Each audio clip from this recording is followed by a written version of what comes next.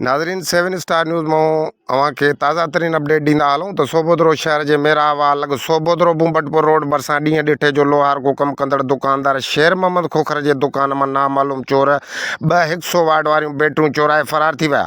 मुतासिर दुकानदार शेर मोहम्मद खोखर मीडिया वारनि खे ॿुधायो त मूंखे 2 दुकान मसवाड़ ते आहिनि जेके हिक ई लाइन में हिक ॿिए सां गॾोगॾु आहिनि। मां दुकान अंदरि लोहार को कमु करे रहियो हुयुसि त नामालूम चोर मुंहिंजे 2 ई खुलियल दुकाननि मां 40,000 मालियत जूं 2 बैटरियूं चोराए विया ऐं भर वारनि दुकानदारनि ॾिसो त हिकु नामालूम हमरा जंहिंजे मथे ते प्लास्टिक जो बाचको हो ऐं उहो भर वारे ॿिए रोड निवाड़े सॻियूं तरफ़ वियो जंहिंजो मां पीछो कयो पर हथु न आयो। मुतासिर चयो त मूं मिसकीन जी दुकान जो समूरो सिस्टम बैटरियुनि ते हलंदड़ हुयो। हाणे मूं ग़रीब जो कारोबार ठप थी वियो ऐं मुंहिंजे गुज़र सफ़र जो ज़रियो बंदि थी वियो।